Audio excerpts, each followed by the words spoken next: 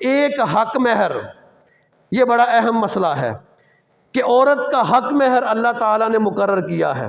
وَآتُوا النِّسَاءَ صَدُقَاتِهُنَّ نِحْلًا، اللہ نے یہ حکم دیا ہے کہ اپنی عورتوں کو خوش اسلوبی کے ساتھ مہر دیا کرو۔ اب جب ہم عورت کے ساتھ نکاح کرتے ہیں تو مہر کی رقم مقرر کی جاتی ہے۔ اب وہ مہر کی رقم کتنی ہے اس کا ہمیں حدیث سے نہیں ملتا، وہ زیادہ بھی ہو سکتی ہے، وہ کم بھی ہو سکتی ہے، لیکن علماء کرام کا اس بات کے اوپر اجماع ہے کہ رقم اتنی ہونی چاہیے کہ کوئی بندہ آسانی کے ساتھ اپنی بیوی کو وہ رقم ادا کر سکے، اور نہ ہی زیادہ ہونی چاہیے کہ وہ بندے کے اوپر بوجھ بن جائے، اور یہ حق مہر لازمی ادا کرنا چاہیے۔ اگر حق مہر ہم ادا نہیں کرتے تو پھر ہم نبی کے طریقے کو، نبی کی سنت کو ہم ریجیکٹ کر رہے ہیں، اس کے اوپر عمل پیرا نہیں ہو رہے۔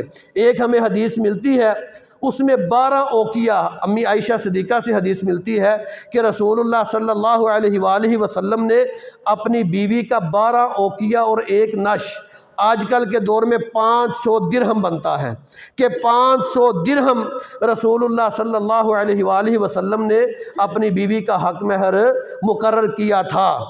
اگر درہم کو 100 کے ساتھ ضرب دیں، درہم کو ایک درہم 100 کا ہو تو تقریباً یہ 60 سے 70 ہزار روپیہ ہمارے اس موجودہ دور میں بن جاتا ہے۔ لیکن خیر، ہمیں یہ حکم دیا گیا ہے کہ اپنے وزن سے زیادہ، اپنی حیثیت سے زیادہ تم جو ہے نا حق مہر مقرر نہ کرو، اور اپنی حیثیت سے کم بھی تم حق مہر مقرر نہ کرو۔ جب بات کی جاتی ہے تو ہم پتہ کیا کہتے ہیں کہ بھائی حق مہر لکھ لیں، جو شرعی طریقہ ہے 500 روپیہ حق مہر لکھ لیں۔ یہ بھی اس عورت کے ساتھ ناانصافی اور زیادتی ہے۔ اگر میں رسم و رواج کے اوپر لاکھوں کروڑوں روپے لگا رہا ہوں تو جو اصل حق مہر کا طریقہ ہے، جو بیوی کا حق ہے، اس کو حق دیتے ہوئے کم از کم جو تم کروڑوں روپے ضائع ویسٹ کر رہے ہو، جس کی تمہارا کوئی بھی مول نہیں، نہ تمہارے لیے ثواب کا باعث ہے، نہ تمہارے لیے شریعت میں داخل ہونے کا باعث ہے، وہ ہم لوگ شیطان کے بھائی بننے کے لیے لاکھوں کروڑوں خرچ کر رہے ہیں، اور جو ہمیں اللہ نے حکم دیا ہے اس حکم کو پورا نہ کرتے ہوئے اللہ کے خلاف، اللہ کی مخالفت کر رہے ہیں۔ ہمیں اس میں کیا کرنا چاہیے؟ جو حق مہر ہے وہ کم از کم اتنا ہو کہ جو عورت کم از کم اپنا گزارا اچھے طریقے سے، احسن طریقے سے کر سکے۔ ٹھیک ہے جی، حق مہر یہ بہت ضروری چیز ہے، اس کو بھی لازمی ادا کرنا چاہیے۔ پھر اس کے بعد ولیمہ، ولیمہ جو ہے نا یہ کرنا سنت ہے۔ حضرت سہل بن سعد رضی اللہ تعالیٰ عنہ کہتے ہیں کہ ایک عورت آئی، وہ رسول اللہ صلی اللہ علیہ وآلہ وسلم کو آ کر کہتی ہے، اے اللہ کے رسول، میں نے آپ کو اپنے لیے ہبہ کر دیا، یعنی کہ میں آپ کے ساتھ نکاح کرنا چاہتی ہوں۔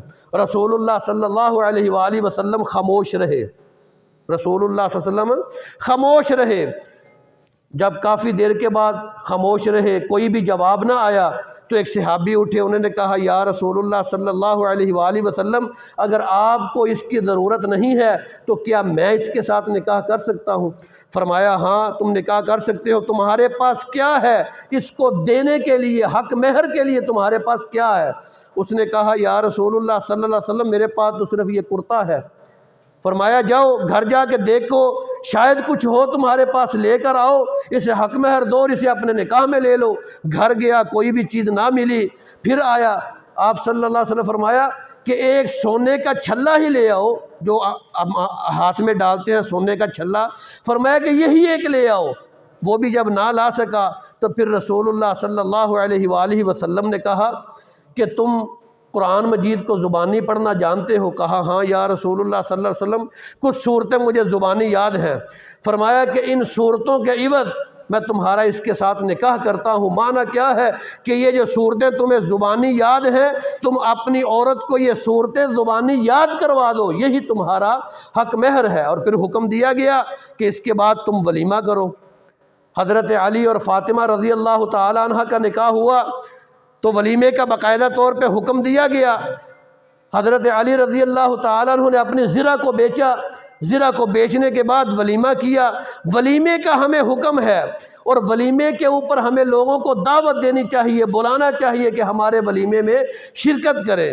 اور اس میں ایک خیال رکھنا چاہیے، جو ولیمہ صرف اور صرف امیروں کو بلایا جائے، اس کا دین کے ساتھ، شریعت کے ساتھ کوئی بھی تعلق واسطہ نہیں ہے۔ اس ولیمے میں امیر بھی ہو، اس ولیمے میں فقیر بھی ہو، اس ولیمے میں درمیانے طبقے کے بھی لوگ ہوں، سارے قسم کے لوگ اس ولیمے میں شامل ہوں، پھر ہم رسول اللہ صلی اللہ علیہ وآلہ وسلم کے طریقے کے مطابق ولیمہ کر رہے ہیں۔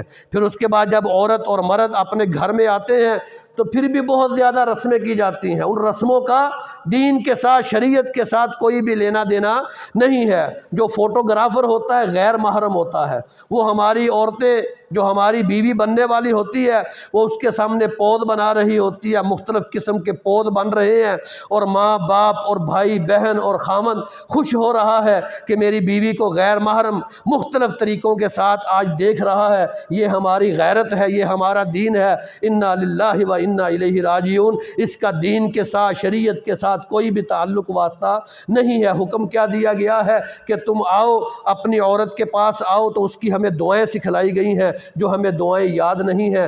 ہاں، جب ہم اپنے بھائی کو مبارک دیں تو اس کے لیے بھی ہمیں دعا سکھلائی گئی ہے۔ اللہم بارک لک، اللہم بارک لک علیکما وعلیکما جمع فی خیری۔ اللہ اس میں برکت عطا فرما، اللہ ان دونوں میں برکت عطا فرما، وجمع بینکما فی خیر، اور ان دونوں کو خیر کے اوپر اکٹھا فرما دے۔ میں معذرت چاہتا ہوں، آج 5 منٹ اوپر چلے گئے۔